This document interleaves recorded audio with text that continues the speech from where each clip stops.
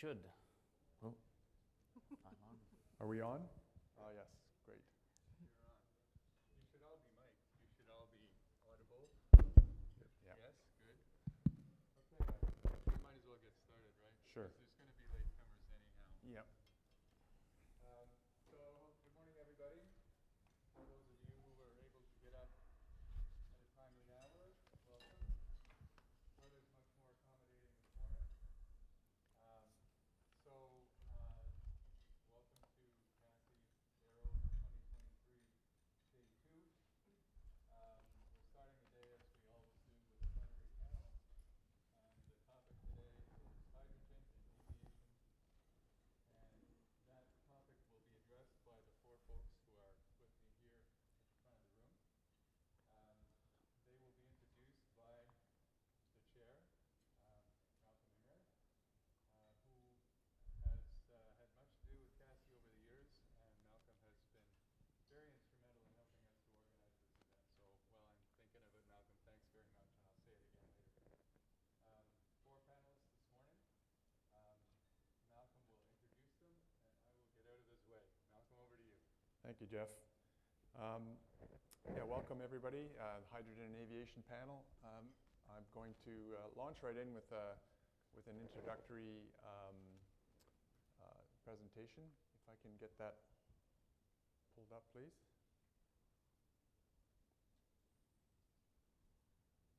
Thank you. So, yeah, this is the topic of the day, hydrogen and aviation. We're going to have a look at a few, let's see, is this not working?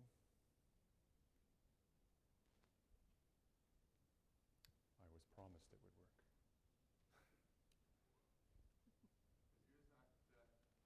Oh, there we go.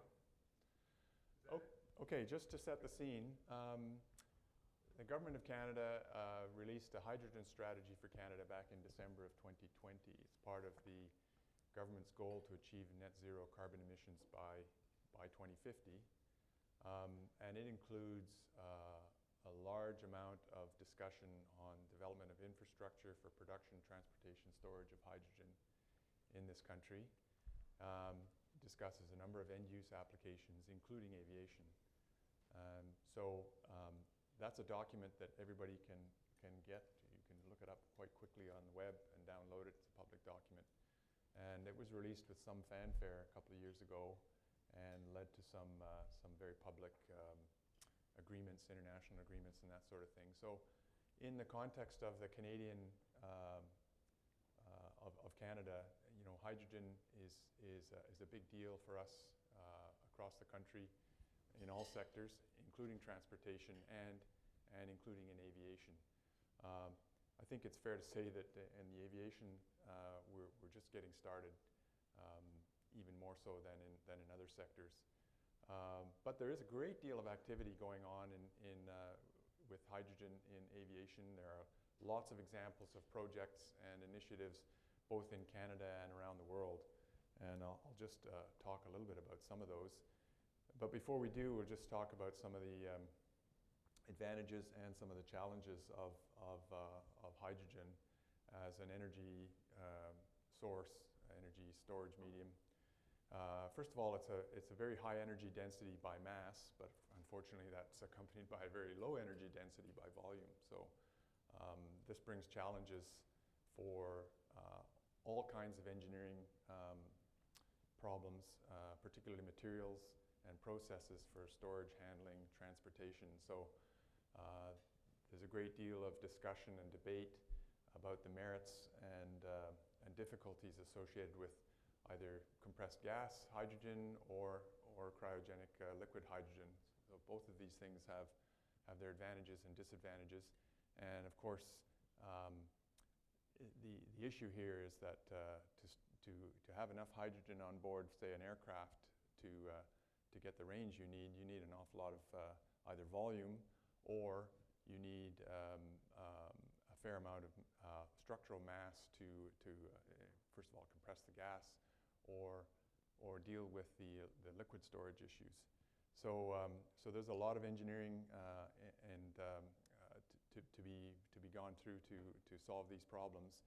and to decide which is the best way to go. And it's likely, like with many things, that some applications will be more suitable for, let's say, a gas application, and others will be better with liquid. So there's plenty of optimization, and as I say, another thing is materials development. Hydrogen being the smallest molecule around, it's hard to contain. The advantage of hydrogen is that when you use hydrogen, of course, you don't emit any CO2. So that's the prime motivation for including hydrogen in our carbon reduction strategy. And but the downside is that, of course, you have to create hydrogen. So there are lots of methods for producing hydrogen. You hear them color-coded. The most desirable hydrogen has been colored green, meaning that's it's generated using renewable energy sources, and therefore there's no production of CO2 or no emission of CO2 in the production of hydrogen. But there are difficulties with that, and so you hear about blue and gray and every other color of the rainbow, which kind of gives you a sense for how carbon intensive the actual production process is. And if people are looking at this and debating it at great length to try and work out whether achieving green hydrogen is really economically feasible. People are often concerned about the hazards associated with hydrogen storage, usage, transportation, particularly a fire hazard. Now, of course, when it does catch on fire, which it certainly can do, it's a non-toxic fire, the hydrogen itself, but the thing that's containing it might not be non-toxic. And one of the things that has been mentioned is that hydrogen at least rises and carries the fire away, but typically it's going to be stored at least in a compressed gas form, and so you may get a jet of fire. So there are these kinds of advantages and challenges, as with any engineering solution that we propose for whatever problem it is we're dealing with. We need to come up with the compromises. So the main motivation in aviation is to use hydrogen for propulsion.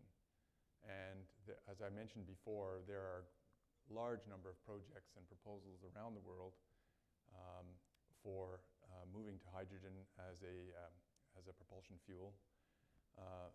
First, there is the concept of hydrogen combustion. And that has the great advantage that we have a very good understanding of gas turbine technologies. We have, in Canada, we have a leadership position in gas turbine technologies. And so combustion is a very promising way to rather quickly transition to hydrogen as a fuel. The other major method for using hydrogen for propulsion is to use electric motors as the prime mover to turn a fan or a propeller or what have you, and to generate the electricity using a fuel cell, hydrogen fuel cell. So for example, Airbus back in September of 2020 announced their Zero-E concept aircraft, the 3 different aircraft you see on the slide here, ranging from hybrid hydrogen turbofan and turboprop to a fuel cell electric. So a complete range of potential hydrogen propulsion solutions for a range of aircraft sizes with different passenger capacity and range. These are, as I said, some of them are using direct hydrogen combustion. Some of them are using fuel cells, and from what I've read, the proposal that they are working with is to go with liquid hydrogen storage tanks. So that's one example, a very high-profile one, and they're talking about possibly one of these concept aircraft being in service by 2035, which is not very far away. Some examples of recent firsts in hydrogen in aviation. I just picked these off the internet.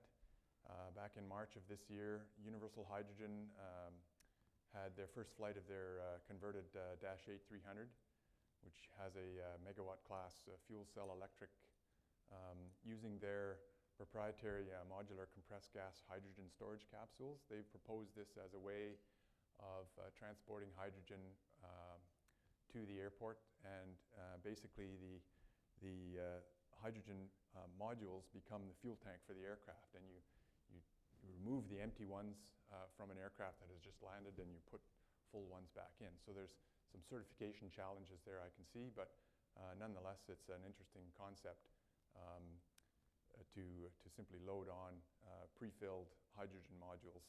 So that aircraft flew earlier this year, and at the time, and I think even to date, it's the largest aircraft to have flown on hydrogen power. Later this year, just back in September, the H2Fly aircraft, and this is a direct quote, H2Fly and partners complete the world's first piloted flight of a liquid hydrogen-powered electric aircraft. So again, a very interesting, this is clearly a research type aircraft. It's not a very practical aircraft, but nonetheless it's demonstrating the technology and moving it forward. So those are just two examples. There are many, many others. There's been the Zero Avia projects using first a Piper Malibu and then moving, I believe, to a Dornier 228. There's a Britten-Norman Islander conversion that's happening, and those of you who were in the flight test and flight ops symposium yesterday heard from Patrick Zdunich presenting on the Heat aircraft that aircraft right here in Ottawa is proposed as a small test bed conversion from its existing battery electric propulsion to a hybrid hydrogen fuel cell. So the other aspect of this, we've heard a great deal particularly in very recent years, about the reemergence of airships, particularly in the Canadian context for cargo transportation in the north, where surface infrastructure is sparse or non-existent. And most of the airship proponents, the companies that are putting them forward, are hanging their hat on the idea of hydrogen propulsion. It makes a great deal of sense. So I've listed a few companies here. The hybrid air vehicles in the UK. They've built a 10-ton airship called the Airlander 10, proposed to increase that to a 60-ton size. Flying Whales, who have established a company here in Canada, a subsidiary of the French parent company, have a 60-ton airship concept, and LTA Research is just about to start flying their Pathfinder 1 down in California. There are others. All of these are proposed to use hydrogen propulsion using fuel cells, generating electricity for electric motors, which will turn the propellers.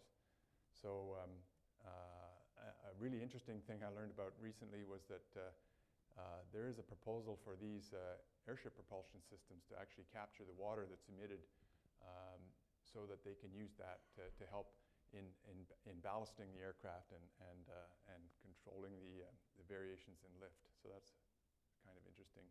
For every kilo of hydrogen that is consumed in the fuel cell, you generate several kilos of water.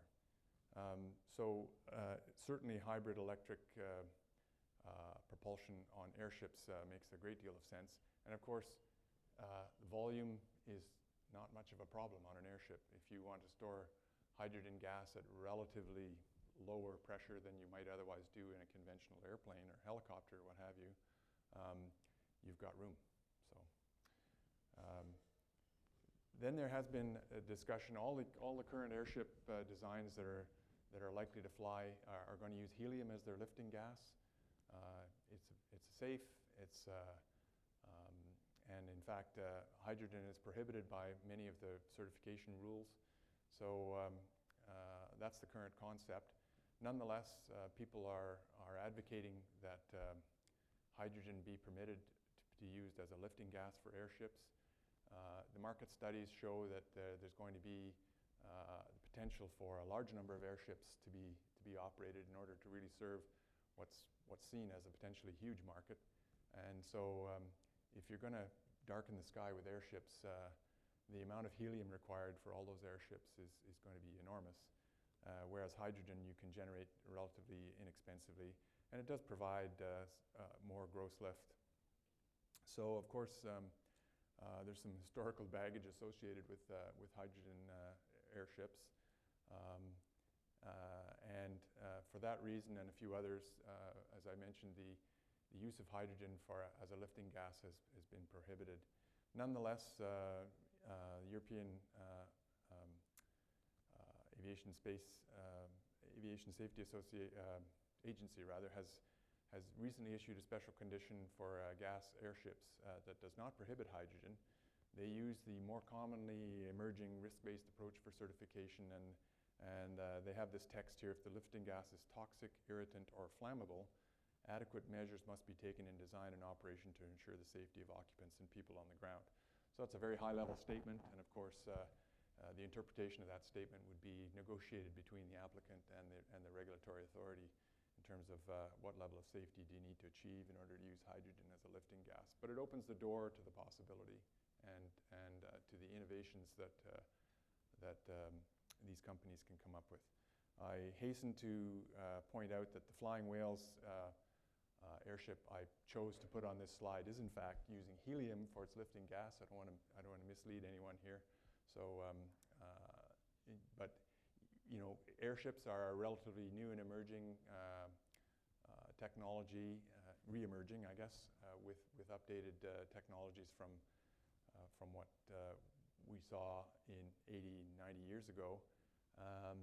And it makes sense for these airships to use helium first, sort out all the operational issues, and then perhaps, if we can justify it, make the transition to hydrogen.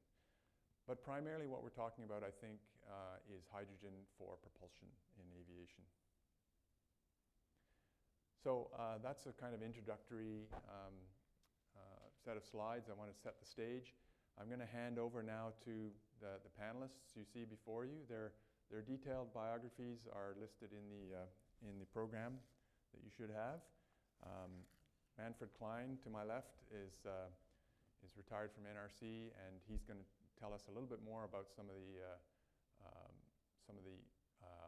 energy aspects of hydrogen and from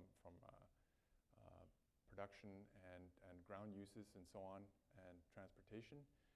Natesa MacRae at National Research Council is leading a program at the NRC, of which hydrogen is a large component. She's going to tell us all about that.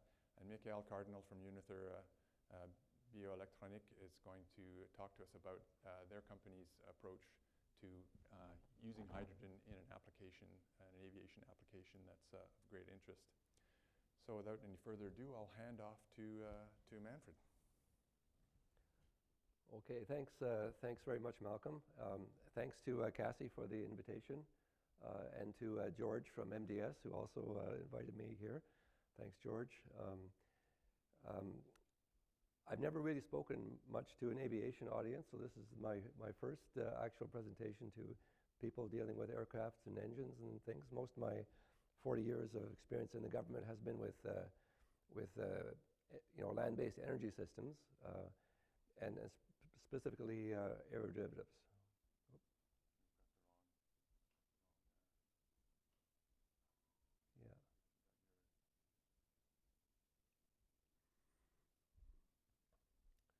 And that happens sometimes too. Okay, here we go. Thanks.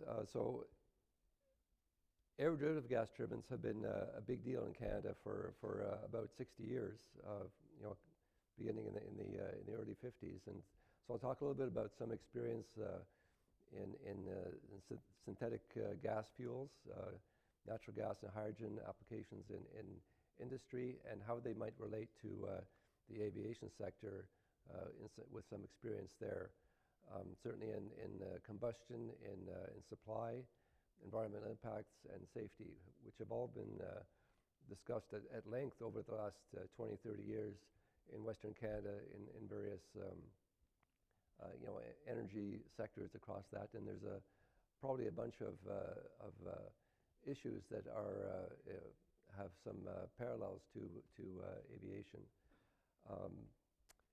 There's about 30,000 megawatts of gas turbines in Canada providing energy to utilities and to industries across the country. About a third of that is aircraft derivative engines. And Canada's been a leader, as Malcolm said, in terms of using aircraft derivative engines in industrial applications. So we have about 400 units across the country in various configurations of simple cycle, cogen, pipeline compression, and the like. So they'll talk about some of the analogies of these issues. The little pictures on the right are the LNG Kitimat plant being built right now in northern BC. It's the largest private project ever done in Canada. And that system will use about 1,000 megawatts of aircraft derivative gas turbines in that LNG production system. As some of you know, all of the Navy ships are powered by gas turbines, and Canada was the first country to use an all-gas turbine fleet of, the four Tribal class destroyers in the early 70s.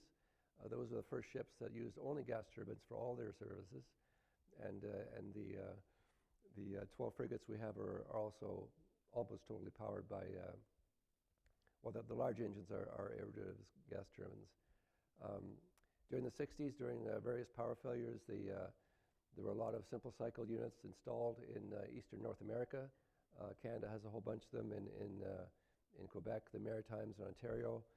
There's 4 Olympus engines running as backup systems at the Darlington plant. So they're all over the place in terms of peaking and standby service across the country. All aircraft derivative engines, and certainly the gas pipeline industry was a major developer of this technology beginning in the early 60s. Rolls-Royce Aben in Saskatchewan, and then the RB211 in Saskatchewan as well in '74, and the LM2500 in BC around the same time. So those developments and upgrades of those engines have been a mainstay in the natural gas delivery systems and gas processing for about 50 years across Canada. On the bottom there are two firsts. The first LM6000 unit from a GE turbofan that was installed in Ottawa at the Smythe Road Hospital, and a few years later the Rolls-Royce Trent in Whitby, Ontario as cogen plant. So land-based power has been a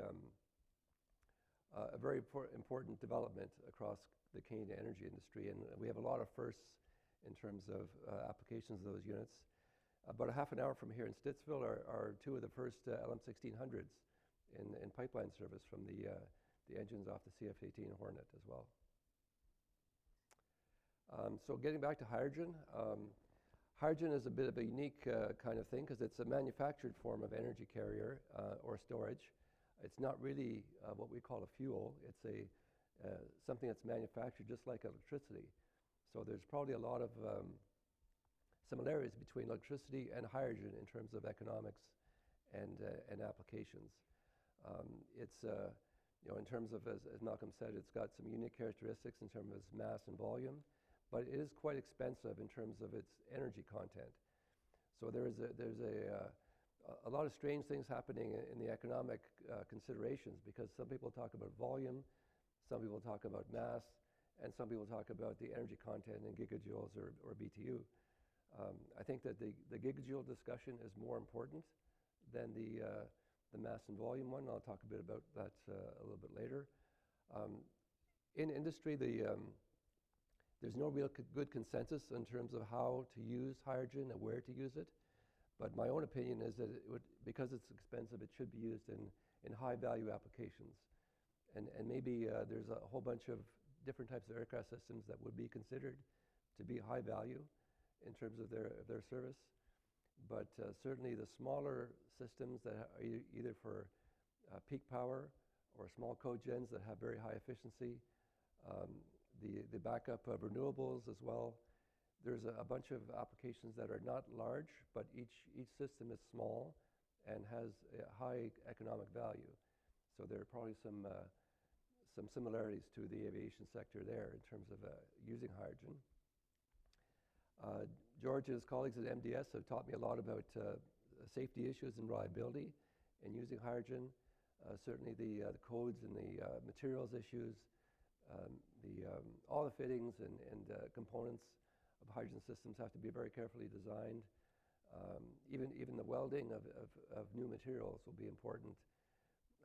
Cryogenic use at almost absolute zero, that seems to be a challenge to me in terms of widespread use of delivery and storage and training. So there's a bunch of issues in terms of safety and classification, HAZOPs in various, whether it's a test cell or industrial use or an aircraft. I first ran into the aviation sector when I was dealing with emission standards for industrial gas turbines back in the early 90s. So we thought that most of the industrial applications use volume-based parts per million of NOx emissions as the regulatory criteria. And I did not like that because volume has nothing to do with gas turbine propulsion. So we looked at the ICAO landing and takeoff cycle, which most of you would be familiar with. That was the best system in terms of regulations that I came across looking at what to do for industry. The service cycle of that, plus the fact that it was, I think it's based mostly on the airplane versus just the engine, the airplane system. That was the example we used to develop emission standards for land-based gas turbines that operate landing and takeoff cycle. Not volume, because mass flow is the main criteria for gas turbine operation. So we dealt with something that rules that deal with the system efficiency and the application of the engines, not just the exhaust stack of the system.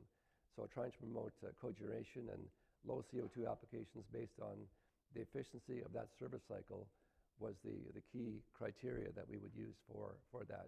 And we were the first country in the world to use that example of the aviation kind of philosophy versus just the stack emissions. When we look at hydrogen blend combustion, and there's a lot of discussion in the pipeline industry across Canada, both in distribution and transmission, about blending hydrogen and the instabilities and the unique characteristics of a hydrogen-based fuel. And just that little graph on the top right, that shows natural gas to be mostly hydrogen in terms of its heating value. So we're already partway there in terms of a lot of our natural gas uses. But hydrogen combustion uses less oxygen to provide the oxidation to make water vapor than carbon does to make CO2. There's more exhaust moisture in the exhaust stream.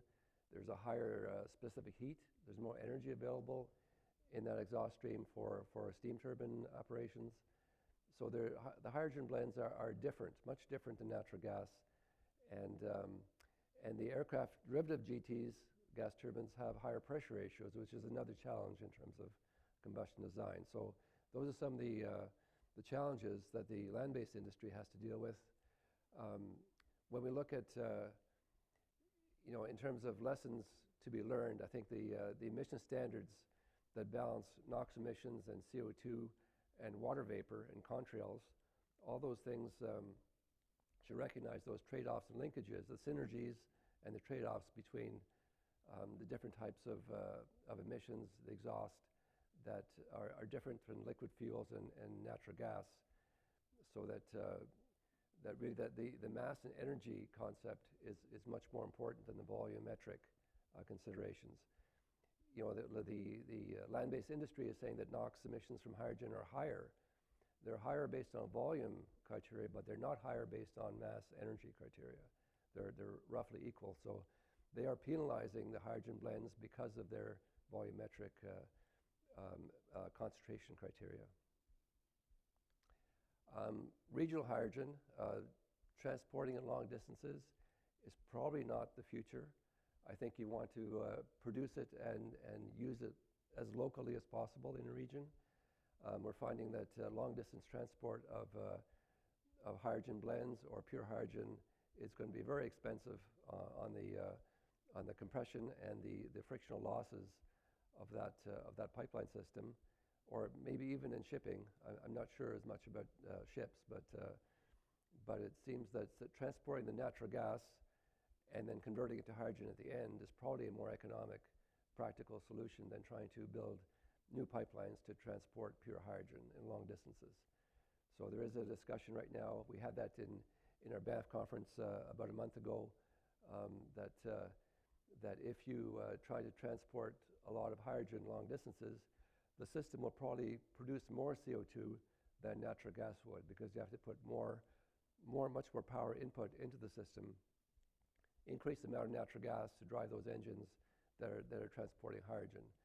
So there is a lot of discussion in the life cycle benefits of doing this or that, and there's no consensus on that yet. Certainly the production of hydrogen from steam methane reforming or pyrolysis or from electrolysis, those are the main ways to produce or to manufacture hydrogen from the supply we have now, but those scales and supply challenges are pretty important. So I think that local generation of hydrogen for high value products is going to be an important opportunity. I was invited to be part of an SAE group on SAF fuels, which is again a new thing for me, but in terms of emission standards and policy, they've asked me to help out with some of my strange thoughts on those things. But there's a working group involved in some of you might be involved in some of those other subgroups that deal with SAF and hydrogen fuels, assessing the drop-in and non-drop-in implications of that, the balancing of the different emissions, so NOx as air pollution, N2O as a greenhouse gas, two completely different things coming from nitrogen, water vapor and contrails, particulates, all those things are involved, and they're not going in the same direction. They trade off against each other in many ways, and so emissions have to be recognized to be balanced amongst those different contaminants. So there's probably a ways to do that with emission indices that will reflect some of those trade-offs and synergies. Certainly,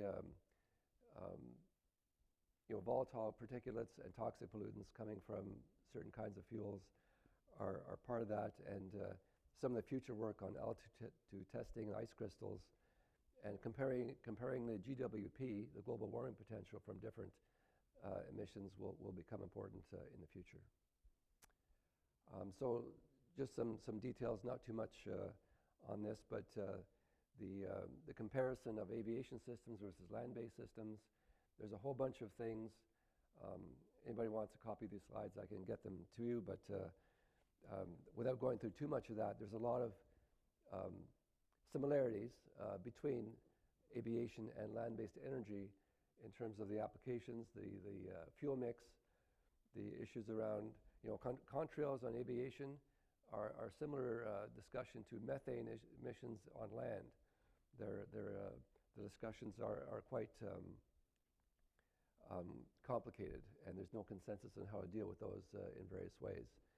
There's thousands of gas turbine units, and there's hundreds of or dozens of gas turbine units on land, and that's a bit different in how that is done with the local flexibility of policy and the international standardization of aircraft engines. It's a bit of a different story in the two sectors, and certainly how hydrogen is produced and used will be part of that. The ability to have hydrogen produced with CO2 capture locally will be a big opportunity, and that will define some of these solutions as well. And so here's just a list of some of the challenges in terms of a systems approach for hydrogen and CO2 capture. The use of hybrid systems, so a lot of industries are looking at hybrid gas turbines with batteries and fuel cells, same as you're talking about in aviation. Balancing the different types of emissions and recognizing that there are important design details in the piping and fittings and that. We are trying to provide a lot of training and education discussions and international collaborations. Some of those logos are some of the groups I deal with internationally on land-based energy, and that kind of discussion might be useful in the aviation sector as well to get some sort of consensus on using these new fuels and applications. So thanks very much again for listening, and that's all I have for now.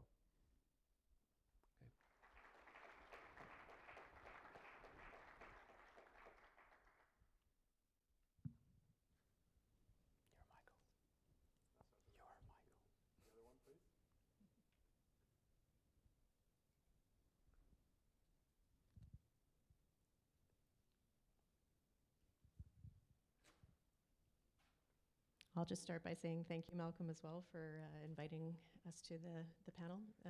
Definitely excited about hydrogen, so I'll try to contain myself a little bit.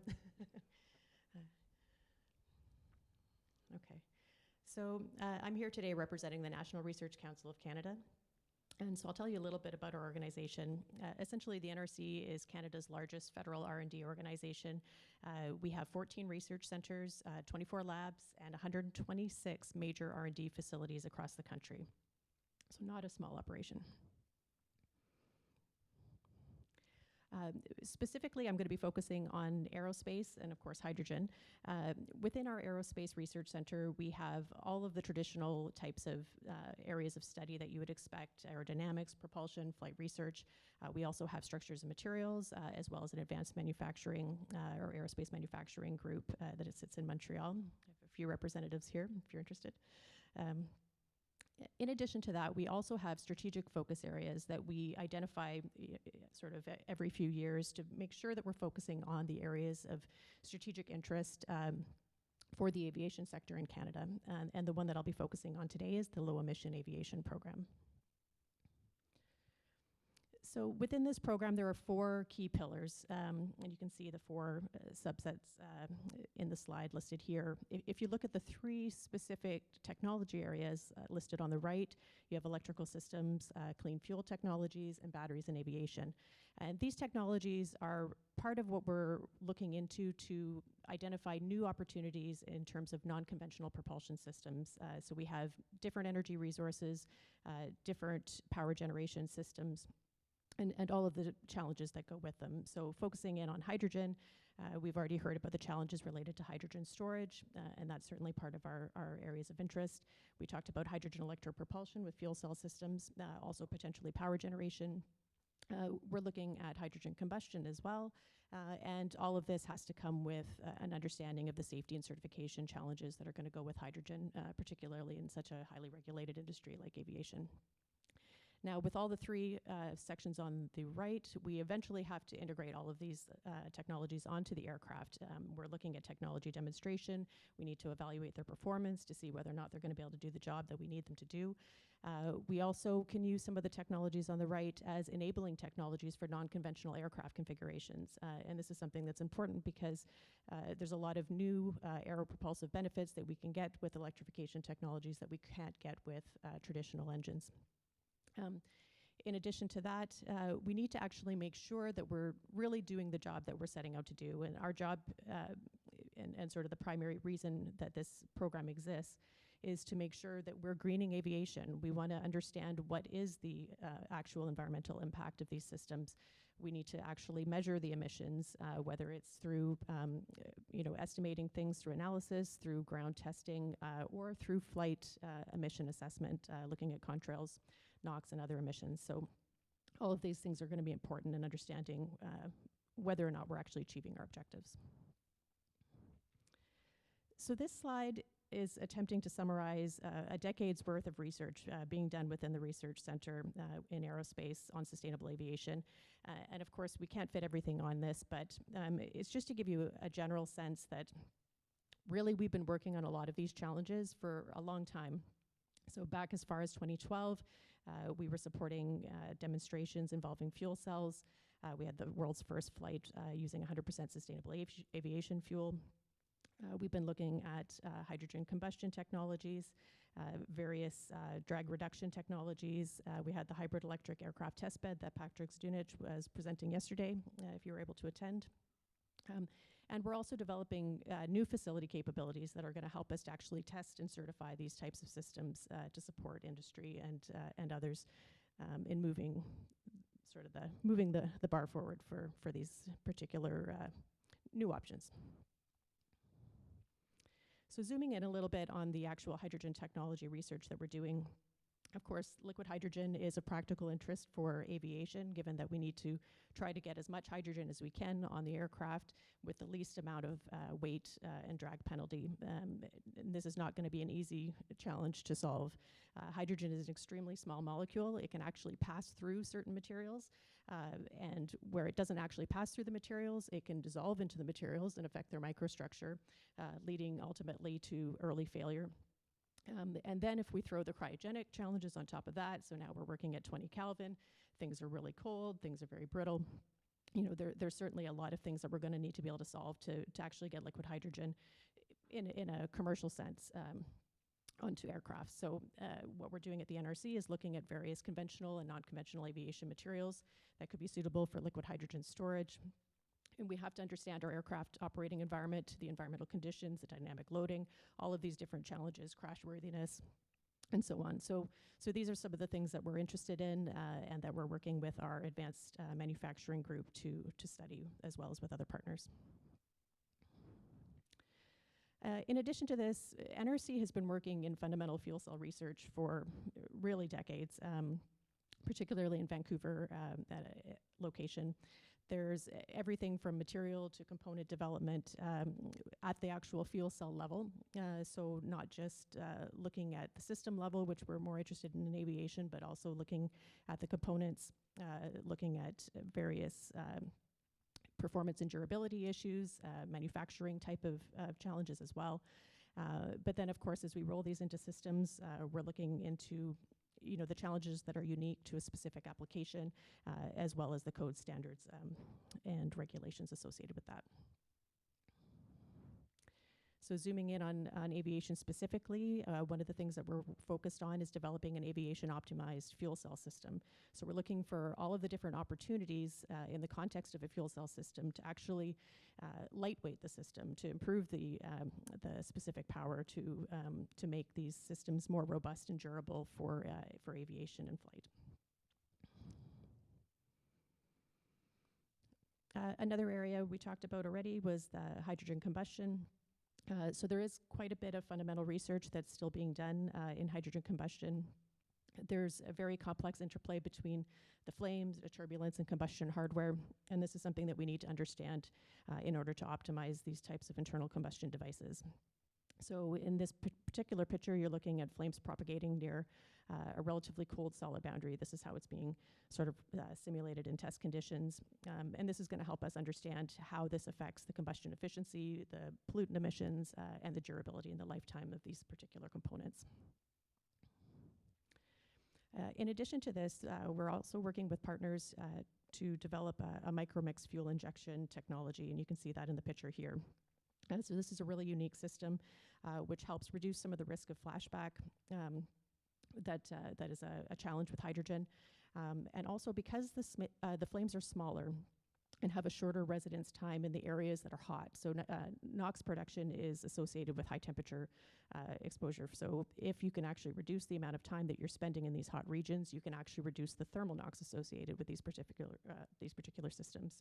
So this is something that's ongoing research at NRC. And the previous examples were low pressure combustion type tests. This is an example of a high pressure combustion test. This was done with Siemens Energy Canada. And it was a very successful test. It actually made use of our hydrogen supply facility, which is now almost a decade old, which is hard to believe. I'm aging myself a little bit in my own mind, but with this facility, we also have the ability to provide hydrogen, to support not only the high pressure combustion, but also large scale fuel cell system testing. So this is a unique facility that we have. Okay, on sort of the exhaust end of the equation, we're also looking at something called thermal barrier coatings. These are coatings that are designed to actually help reduce the high temperature corrosion that can be caused by water vapor, which is a byproduct of the hydrogen combustion.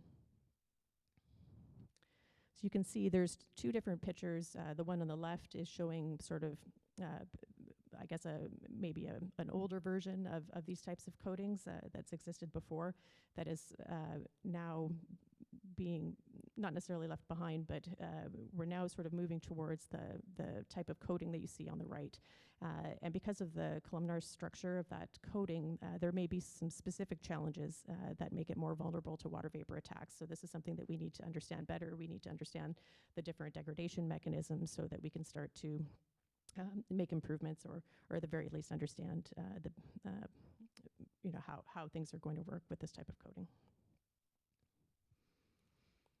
So one of the unique things that we have at the NRC is the ability to actually perform in-flight emissions and contrail measurements.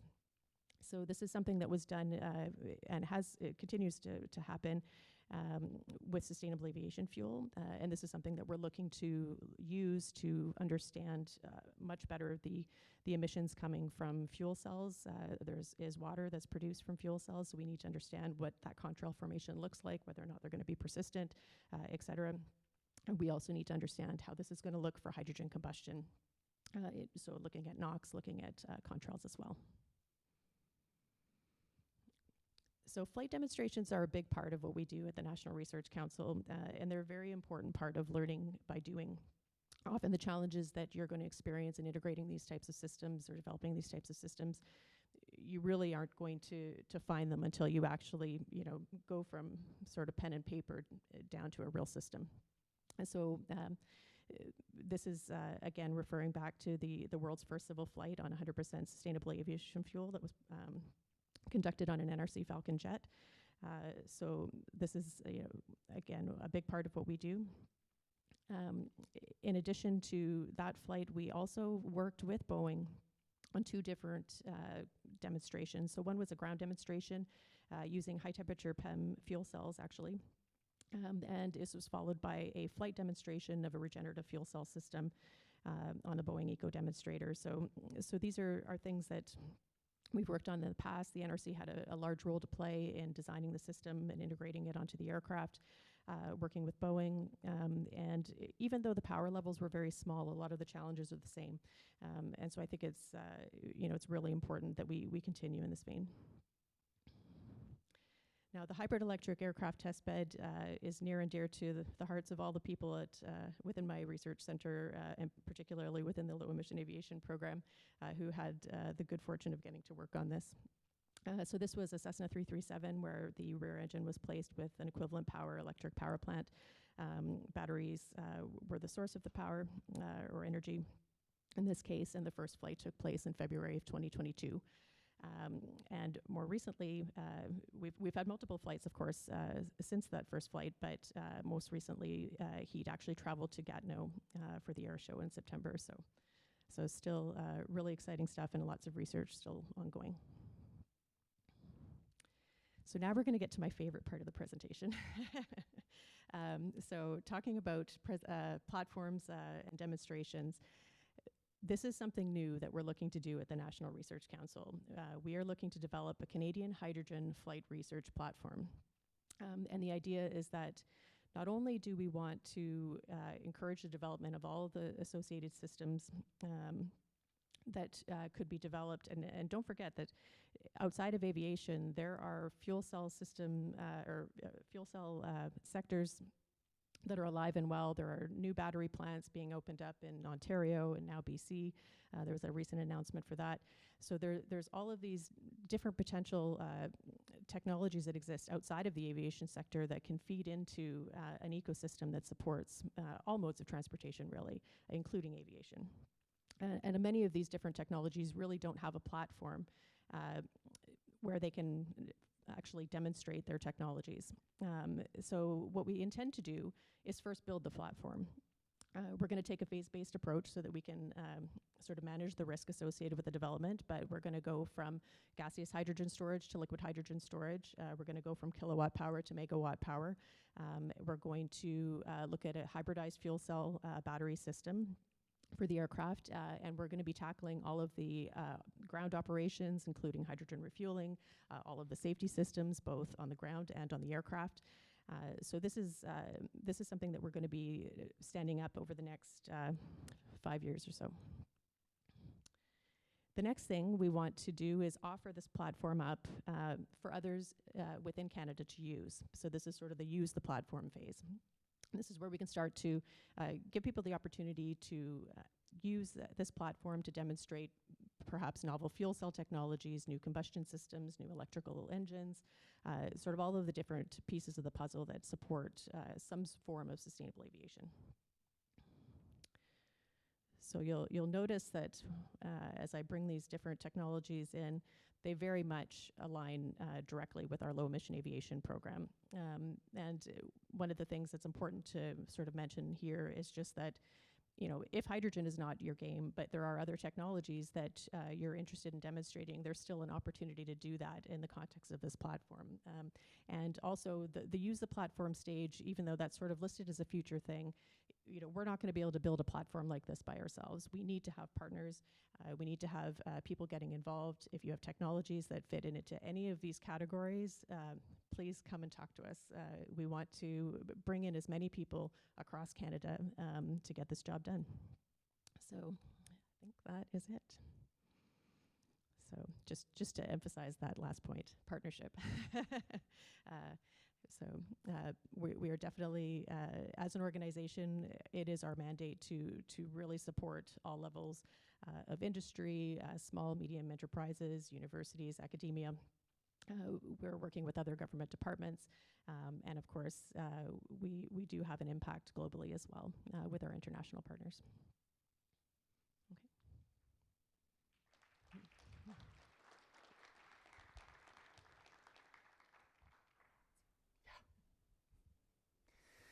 All right, thank you to CASI and Malcolm for giving me the opportunity to be here this morning. So I'm going to talk a bit about our current effort in developing hydrogen propulsion system for our use case, which is basically organ delivery to hospitals. So I will talk biotech for a few minutes just so you understand better the why of what we've been doing in the last few years.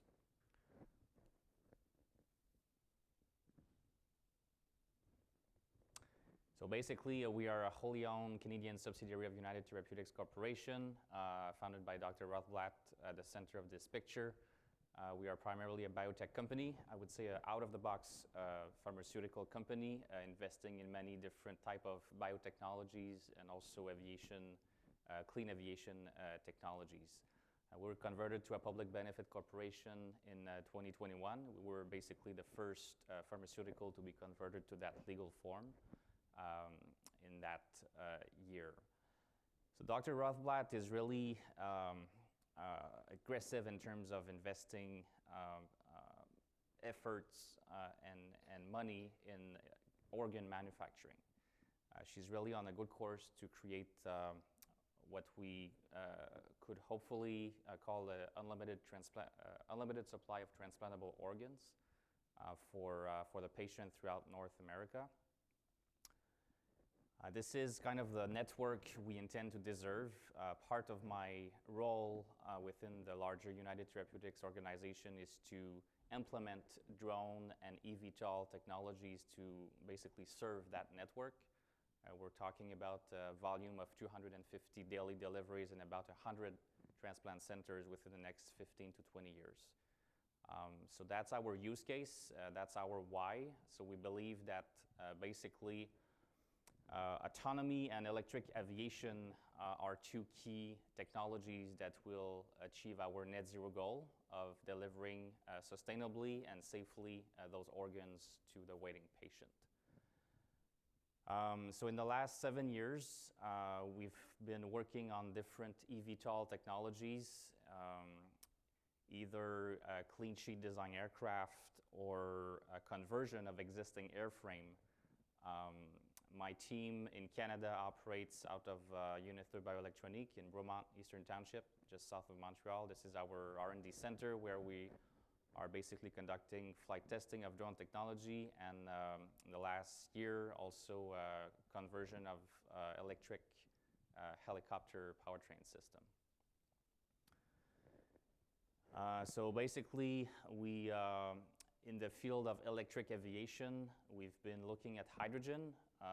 In the last 18 months, we've been doing bottom-up weight and balance analysis with actual real component, real low-temp fuel cell system, real cryogenic storage system. We've been starting to integrate that into our Ironbird, which is kind of a full-scale, full-power ground test bench that uses electric load, and where we're basically developing the balance of plant component and all the other specifics of the electric propulsion. One of our program is conversion, as I said, of existing helicopter airframe. This is an example of what we've been achieving in the last few years. We believe that's the first all-electric VTOL pilot on board out-of-ground effect flight ever made in aviation history back in 2016. So we've evolved that program with new next generation motor technology, battery technology, and now hydrogen is into our R&D pipeline. We've been successfully flying, battery electric. That was a flight did in October 2022 with 2 pilots on board, airport to airport, populated environment. It's currently going under a supplemental type certificate effort. So basically, we've been active in the space of electrifying helicopters for a few years now. But maybe looking now at the promises or projected performance in terms of range of a fully optimized eVTOL. So I'm not talking here about the conversion of a helicopter, but really about a fully optimized high lift-to-drag ratio eVTOL aircraft. I've basically traced here a projection curve that basically assumes an 8% improvement per year in terms of energy density for the battery. That's probably very aggressive, but assuming that there might be a quantum leap in solid-state battery technology in the next 10 years, that's probably an average number. But even then, that shows that we're not very, we're getting to what a traditional jet fuel helicopter could do in terms of achieving probably 60–70%, but not that much. We're going to hit a ceiling at some point. And not to mention that eVTOL technology, in my opinion, we're probably a long way to type cert issues for many concepts out there. So we do not underestimate the challenges of certifying clean sheet design aircraft. If it works, that's a promising solution that could be later converted to hydrogen. But for now, we think that focusing our technology development effort as it pertains to hydrogen on basically picking up existing helicopter airframe, converting that to hydrogen propulsion is the way to go for further improvement on our goals. So yeah, I've kind of summarized here also the achievable range of those different aircraft. So again, we are aiming at delivering organs with all-electric zero-emission aircraft. We've been working on different type of aircraft designs. So based on the physics and based on our learnings in the last 7 years, we can see here the range, the achievable range, no reserve of those different type of vehicle. If you look at the bottom line, this is based on actual numbers, so actual component that are either commercially off the shelf, of course not yet aviation certified, but still those are commercial off-the-shelf component that can be integrated in the proof of concept experimental airframe. So if you look at that bottom line, with today's technology, if you look at the range, You have the VTOL capability. You can basically achieve about 180 nautical miles by converting an existing normal category liquid hydrogen helicopter. So the other lines are, by comparison, multi-copter powered lift type of air taxi platform. Third line is our battery helicopter normal category. That's the Robinson R44, very low range, but still very interesting to learn about how to integrate electric propulsion. First line is a fully optimized eVTOL, assuming a lift-to-drag ratio of around 17, as you can see on the fifth column, sorry. So those numbers, of course, helicopter poor L over D, but if we can balance that with very high specific energy system, like with hydrogen, that basically offset the downsides of using a low lift-to-drag helicopter. So this is where our thought process is at the moment. So that bottom line is really one of our key area of focus. The challenges that we are currently facing in actually integrating the system in the airframe, the balance of plant, the balance of plant weight is definitely something that for which we're facing challenges.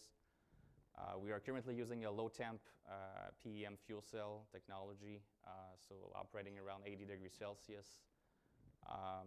I do think there's some promises of high temp PEM fuel cell that likely operate more around the 160 degrees Celsius at the stack level. And if we can get that work in terms of commercial viability and life cycle of the stack at those higher temperature, there's a lot of room for improvement in terms of reducing the cooling system on board the aircraft. So the low temp require a lot of liquid cooling. This is what we're currently testing. High temp, could be turbo air cooled or something like that. So the other component that is a key challenge is really the onboard fuel system. I call that fuel system because this is, our main source of energy.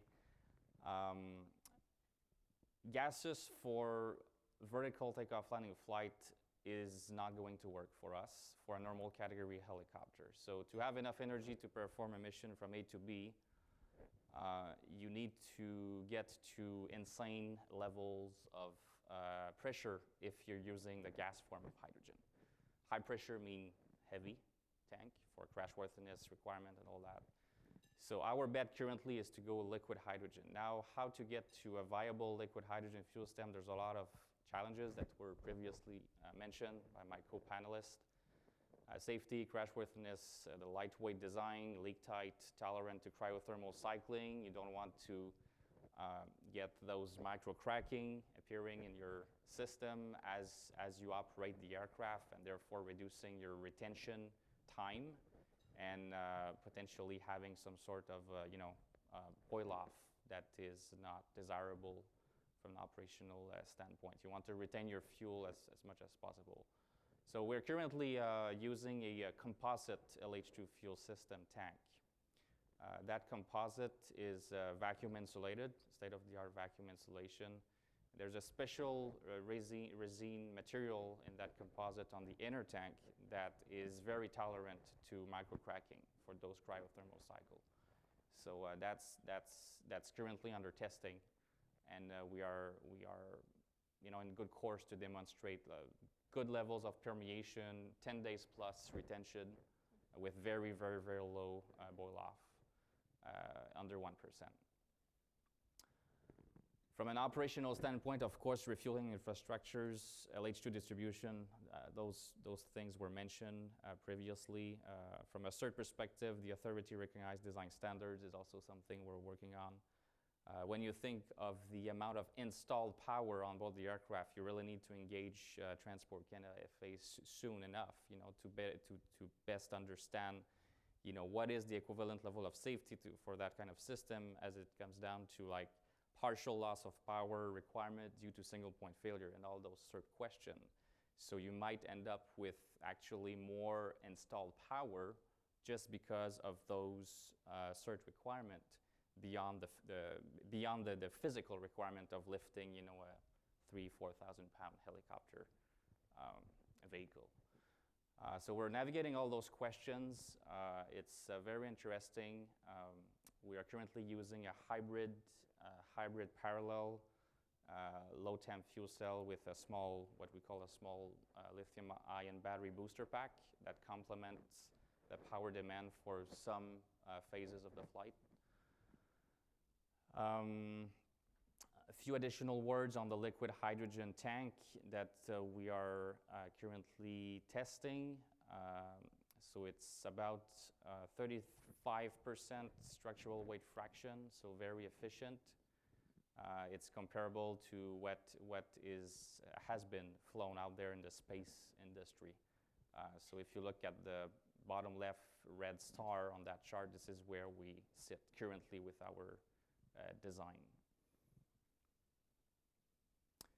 As you can see, as opposed to a state-of-the-art automobile pressurized gas, either like 700 bar-ish or so, you know, that is dramatically lower in terms of, more efficient in terms of structural weight fraction of the system versus the fuel capacity.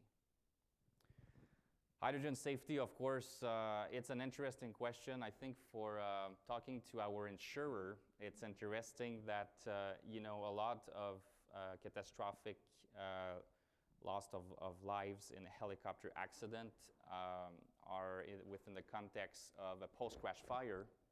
So, you know, you have your emergency or crash landing of the helicopter, and then the occupants are injured, you know, the back. Typically, they're not able to escape. Fire shows up, and it's catastrophic.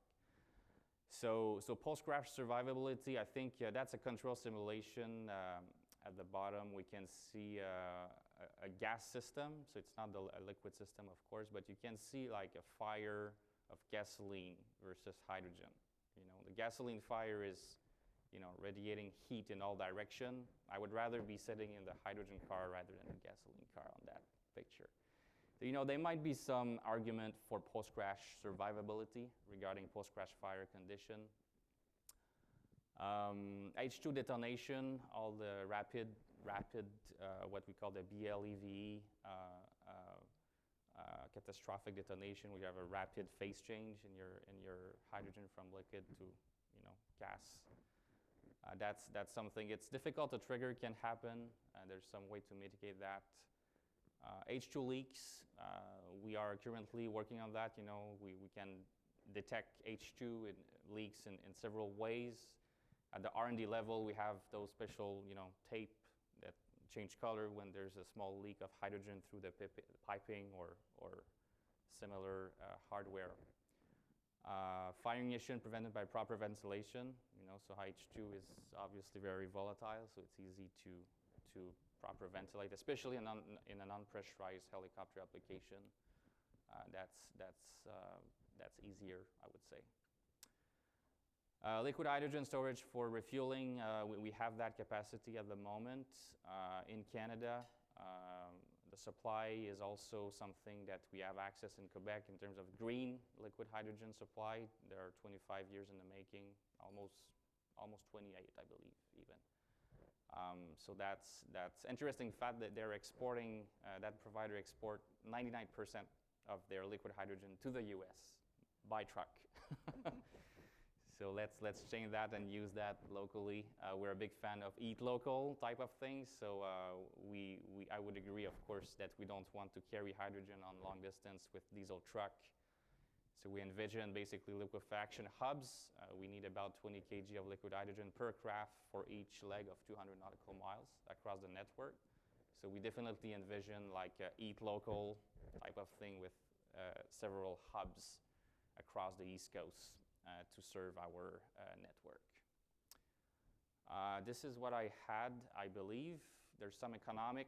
I think we're getting there. That's a 2019 study for California by DOE. You can see basically a spread out of the overall cost for LH2 production as it pertains to production, liquefaction, trucking, and then station. I think that could change dramatically with the hydrogen economy being developed.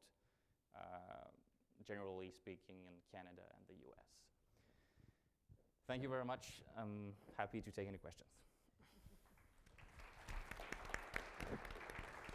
Right. Well, I am really delighted at the panelists that we selected for today's talk because they've given an excellent overview, starting with Manfred with the sort of setting the stage for another sector that can really feed in a lot of knowledge and information to the aviation sector, and then Natesa really outlining a lot of the challenges, and Mikael giving us a really fascinating use case. And what really struck me is where we see some commonalities in all of their presentations, and there was no pre-panel coordination of this. This is just what's happened organically.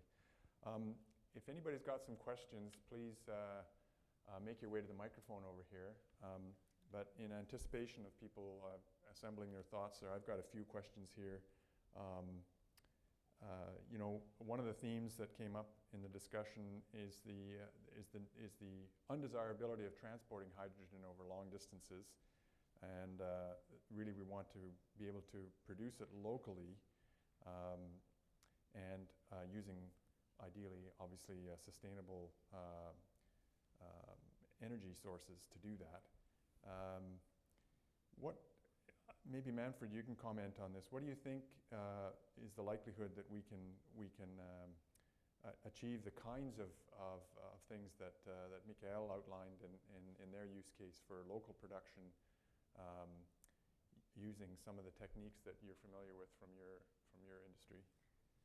Yeah, so Western Canada has a lot of experience in producing using hydrogen as a feedstock in the refineries, chemical plants, and all that. So they're basically using mostly natural gas it used to be coal discussion, but now that's gone. So actually, we're the first country that has going to be phasing out coal totally, and so natural gas has taken over that supply kind of equation. So they have a lot of experience now in developing CO2 capture and storage, along with steam methane reforming. So the West is going to be probably focused more on that system, and the East will likely be more focused on electrolysis and using various types of green electricity. I would say nuclear power is part of that, you know, renewables and some natural gas maybe. But so the East will be maybe not as applicable for CO2 capture and storage because they don't need it, and there's less opportunity to put it somewhere in the East, except near you know, southwestern Ontario. So we have you know, an Eastern story and a Western story in terms of producing large amounts of hydrogen, and what constitutes a large amount is or an adequate amount is really the question of how to do that.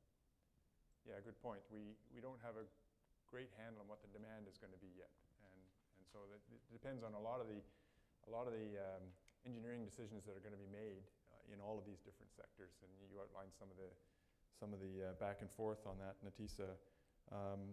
One of the things that I think all of you mentioned to some extent is codes and standards, i.e. there aren't any, or not very many yet, applicable to aviation and aerospace. Maybe Natesa, as the government rep on the panel, maybe you can comment, where do you think we are with codes and standards, and where we're going with that for hydrogen? Okay.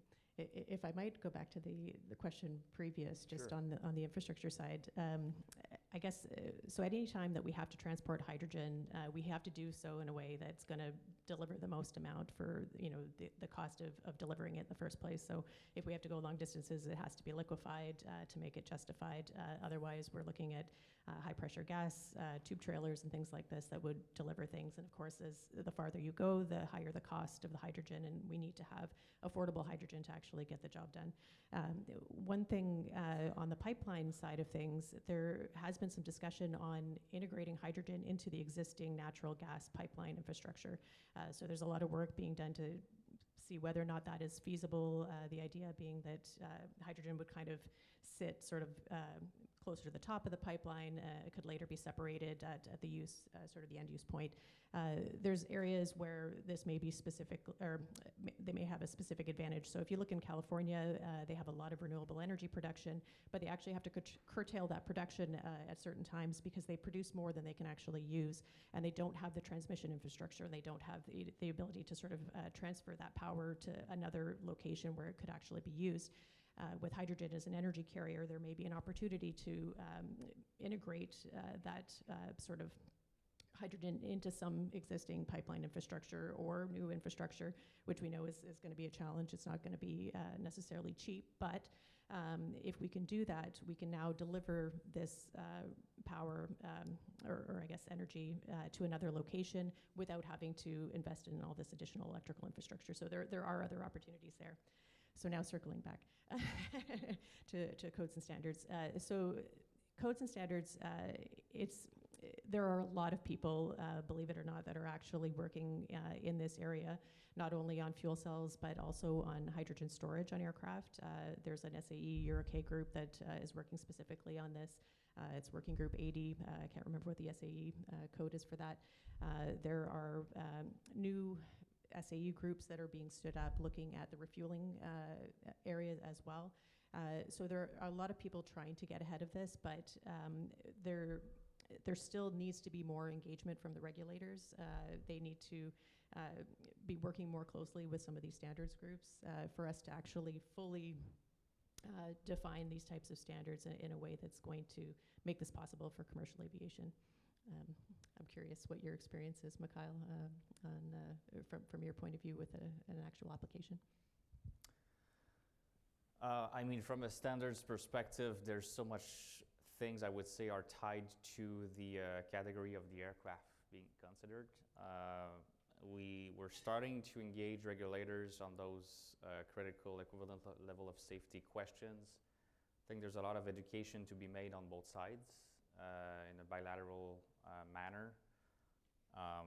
So my high-level perspective is there's a need for more early engagement from aviation authorities, regardless of the jurisdiction being considered, to learn with the industry as people are like Unither or others are developing proof of concept vehicle. Engagement in development, standard development group, SAE being one of them, is very important. I think it's very desirable to have that synergy amongst other industry players and putting in common the learnings, the proof of concept and Ironbird testing.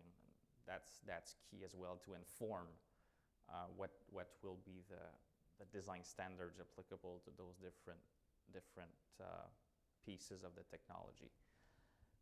From a regulatory perspective, I think there's also a lot of discussions that need to happen regarding how the fuel cell will be considered. Is it part of the engine or? So there's no clear line right now. So typically, if I take the example of our battery-only electric Robinson helicopter program, the engine, needs a type cert. That's the FAA assessment. So we're working with an engine manufacturer. They are full speed ahead for type certification of the engine, and we are pointing to that type cert within the context of a supplemental type certificate on the vehicle itself. Now, when the day will come, that we want to move on and integrate more novel hydrogen.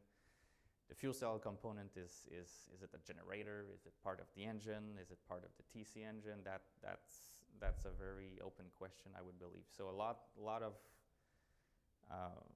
discussions need to happen around those questions, and it also ties into what's going to be the required means of compliance for hydrogen complex. It's a complex system from a cert perspective. It can't really just be considered as a piston engine. It's really software-driven application. If you look at the functional hazard assessment aircraft level from a cert perspective, that drives down all the reliability requirement from a software perspective, the development assurance level of your software. That will vary from a Part 27 helicopter to a Part 25 fixed-wing regional Q400 type of application. So I don't think there's one answer fit all, but that's my perspective overall. More engagement needed early on to address those questions in the form of special conditions and G1 issue paper. That takes time. Don't wait to pass your proof of concept vehicle flight. It's important to address those special conditions early on. It takes time to just write down and agree on a path forward from a certain perspective. You don't want to make those learnings too late in the development program, otherwise you lose time and money. Yeah, those are really good points. The, as we've already seen, the regulators are having enough trouble coming to grips with electric propulsion. And as you said, the consensus seems to be the electric motor and its associated electronics are being treated as a type certifiable electric engine. The battery system's being treated differently, but not necessarily as an aeronautical component that's got its own type certificate. There really isn't a category for that, so that's still got to be addressed somehow. And then, as you said, bring in the fuel cells. So there's these are enabling technologies to go to, which was the other pillar Natesa mentioned in the NRC program, which is the novel architectures for aircraft, like distributed electric propulsion. All those kinds of things drive totally new concepts for aircraft, as we've been starting to see in the eVTOL space.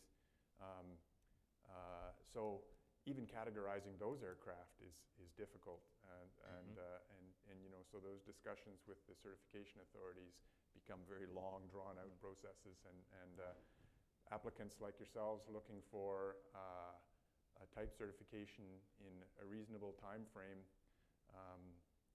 It's really open-ended, right? Because of the lack of consensus on how to handle those things. Yeah. So I find it interesting that you've sort of zoomed in on converting a helicopter. Obviously, that's helped. It's a supplemental type certificate program, which enables you to get in service quick. Yeah, if I can add on that, so the STC route is definitely something that is accelerating the entire cert program. Clean sheet design eVTOL again is really something that I'm not convinced in terms of what the industry, generally speaking, is pitching for cert timeline. Yeah. Moreover, I would say that traditional helicopter design by physics, you can auto-rotate, right? So complete power off, emergency landing is not really possible with those other clean sheet design eVTOL. You don't have enough inertia on the rotors to do that. So therefore, you rely on that distributed electric propulsion reliability. Yeah. In case of complete power off, that's I think an open question. So for us, strategically speaking, I think we have a good understanding of those cert requirement, and the STC route for a conventional helicopter design is probably something that is going to go to market sooner compared to the eVTOL equivalent in terms of range and payload. Right. I have a comment on the general thing. One of the challenges is that the colleges and universities have very specialized degrees in mechanical, electrical, chemical, civil. I think this industry needs a lot more of hybrid degrees, of electromechanical degrees and electrochemical degrees in some of these challenges, because all these new systems are a different kind of thing than just a machine. They are a system that involves 2 or 3 types of physics or engineering. And so degrees that are a little bit more broad might help that in the long term. That's a really great comment, and not only that, but it also the cross-sector aspects. I mean, you did a great job of telling us about how the land-based energy industry can really help inform the aviation sector about what's been learned already, and a lot of what's been learned is no doubt applicable directly, although not all of it. So reaching across the different industries. We had a panel discussion yesterday on autonomy, and one of the things that wasn't mentioned during the discussion, but I know all the panelists had it in their minds. I asked some of them afterwards. There's a lot of autonomy research going on in surface transportation, of course, with automobiles and so on, and a lot of that's going to be leveraged in the aerospace sector. I see we've got Dr. Prentice at the microphone ready to ask a question. Go ahead. Well, thank you very much. My question is with transportation, obviously, and the question has to do with the pipeline and moving hydrogen versus moving natural gas.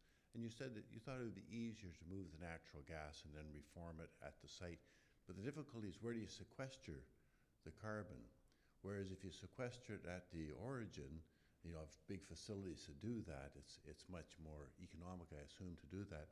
So one of the things I've been hearing about is the notion of converting the hydrogen to ammonia and then shipping the ammonia. Now that's a nasty chemical, albeit, but is that a realistic use for pipeline for ammonia and then convert it at the final end? I don't think so. I think the public reaction to having ammonia anywhere near cities in large amounts is much worse than nuclear energy or most things that we would deal with. So large amounts of ammonia floating around in airplanes and ships in cities. I know my hockey arenas are very sensitive to ammonia leaks, and everybody has to leave the arena as soon as that sensor goes off, probably in an NRC lab as well.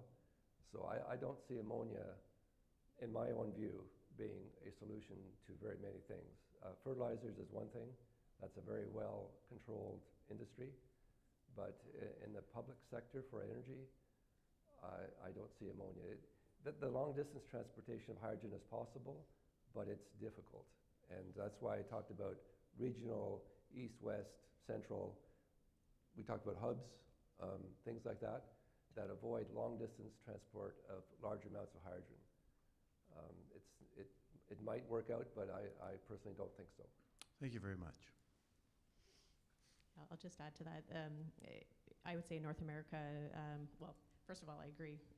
Ammonia is very nasty, and it would be very difficult to manage safely in various transportation sectors. But I will say there's certain regions where renewable energy is not so readily available, and ammonia is being considered as the energy carrier of choice.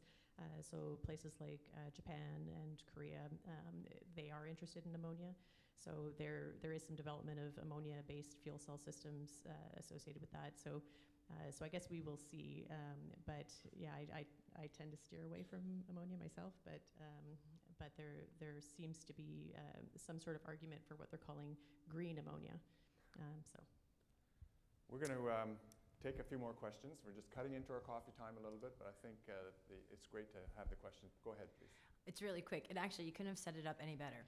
My question is, how are you going to change the public's opinion of hydrogen in the air? Because history has told us it's not a very positive experience. And honestly, I bet you if you asked if a person wanted to be in a fuel-based car, like a gas car, versus a hydrogen car, 2 out of 3 people will probably pick the car that they're comfortable with already. And because you said people wouldn't like ammonia, well, what about hydrogen? It seems to be like you have a great process, right? And you've had a great timeline. How are you going to make people believe it's actually safe? Who wants to take that one? I can take it, I guess. That is a great question, first of all. Yeah, there's no doubt that public perception is going to be a huge part of the challenge. And I think this is where regulations are going to have to play a role. We have to demonstrate, as we always have done in aviation, that we are going to make this the safest possible system that exists in any possible form of transportation that is commercial and available to those who would fly it without a lot of expertise, for example, in hydrogen. We definitely have to reframe. We're going to need a really good PR agent. And I think, there are some really great things about hydrogen, though. The buoyancy of hydrogen, the fact that it escapes readily, means that, if you let go of that fuel, it's gone. Whereas other types of fuels that are, carbon-based fuels are heavier. They're going to sit around, and they're going to cause a lot of grief for you. So there's a lot of things about hydrogen that are actually really good. And like any fuel, you just have to know what the rules are, and you have to follow those rules. And as long as you do that, you can use hydrogen safely. So education will also be a big part of the equation as well. So thank you for the question. The reason natural gas has a blue flame is because of its hydrogen content. If it didn't have a hydrogen, it would be a yellow flame. And so the Hindenburg was a big yellow explosion of fire. Hydrogen-based fuels will have a very difficult flame to see. Which is also a challenge. Go ahead. Yeah, really interesting panel. I had one question specifically from Mikael, just about the comparison with space-based kind of launch systems. I was just curious about, how you would recommend interpreting. I think you had one slide there with a graph comparing propellant mass fractions for launch vehicles to kind of the eVTOL or the hydrogen eVTOL space. I mean, in some sense, launch vehicles, I guess, are the original hydrogen VTOLs, or at least VTO part of that. But also very different method of propulsion. So I was just wondering if you could provide a bit of guidance on how you're thinking about that comparison. Yeah, so that was a historical curve fit, right? So that 33% structural weight fraction curve, depending on overall weight of the system and the quantity of hydrogen you can take. So basically, I was showing on that slide the red star. That is our current design for our eVTOL or helicopter liquid hydrogen application. There's obviously some design features that are very different, the feed system being one of them. It's not, obviously we're not designing a rocket, but the science of basically storing that hydrogen with vacuum insulation type of thing is where we go. I don't think there's a straight adaptation of a space hydrogen liquid storage to aviation, but the physics and the scientists that are helping us developing are from that background. So I think it's important to piggyback on that, because if we've been sending people in space on hydrogen, we can certainly fly them on Earth with the same source of energy. So I don't think there's a direct translation. It was just a comparison basis in terms of performance value system level for our eVTOL application versus what's been doing in the space. And it happens that we're pretty much on that same trend. So I don't know if that answers your question. Yeah, that answers the question. Yeah. Okay. Thanks a lot. Thanks for the question. I think we'll take one more, and then we'll. I hope it's a good one then. I actually was directed more towards Malcolm. You were talking about the debate between the feasibility of a green source of production for hydrogen fuel. At the current standard using blue or gray rates, would the carbon emissions used to create the fuel outweigh the benefits of using hydrogen fuel? Well, I think that's better directed to Manfred, which is one of the items he was really talking about. And these are the debates that are going on, right? Is what are the overall, if you stand back far enough, what is the overall lowest carbon emission method of producing, transporting, and storing hydrogen? Do you realize the net benefit? Maybe you want to comment on that. So that's what we call life cycle analysis, and it is very regionally specific as to the inputs of electricity, fuel, air, and then what the product is, how it's being managed. So the steam methane reforming has a certain rough ballpark of life cycle. Autothermal reforming, which is a pyrolysis type of procedure, it's sort of a newer one, has a lower life cycle impact. And then electrolysis from what kind of electricity is the third main thing. So they are regionally specific, and so there is no single answer. Every country, every region will have a different answer. So the consensus building is to integrate those into whatever story you want. There's no single answer there because it depends on the system and the region. But some are lower than others. But on the average, well, there is no average because there's quite a wide range. Thank you. That's a consulting study that many people will be doing for the next 50 years. And the energy sector has to become more sustainable and decarbonized in order to feed sort of the transportation sectors that are going to use things like hydrogen that are produced from electricity. So we've got to green the grid as well.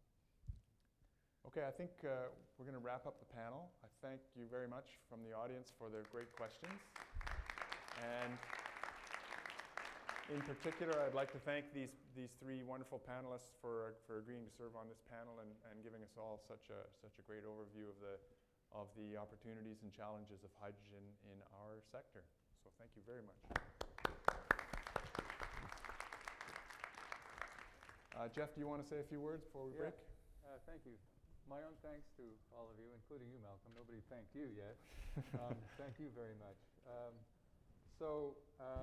We're now moving on. I don't want to take too much of your time, but we do have a little bit of slack at the end of the session this morning before lunch is supposed to formally begin at noon. So we have a little bit of slack time for you to take on coffee.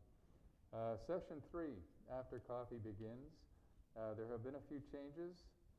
3CO3, which is in structures and materials, and 3DO3 and O4, which is actually one presenter, in flight test and flight ops. Those three presentations have been withdrawn. We then go to lunch, which will be from, well, it says 11:45, probably closer to noon by the time the sessions wind up, until 13:45. This afternoon, session 4 begins at 13:45 and goes through to 15:15. There are a couple of cancellations we've been told about there. One is in aircraft design and development, which would be 4B01, and in propulsion, which is 4E02. Both of those papers have also been withdrawn. Session 5, so far so good. No changes there to talk about. So once our sessions have ended for the day, at 18:30, a light reception begins, and at 1900, for those of you who will be attending the gala dinner, that's when it will begin. I recommend attending if you may, if you can. The dinner is ribeye steak. That's the main course. If you would prefer, you can have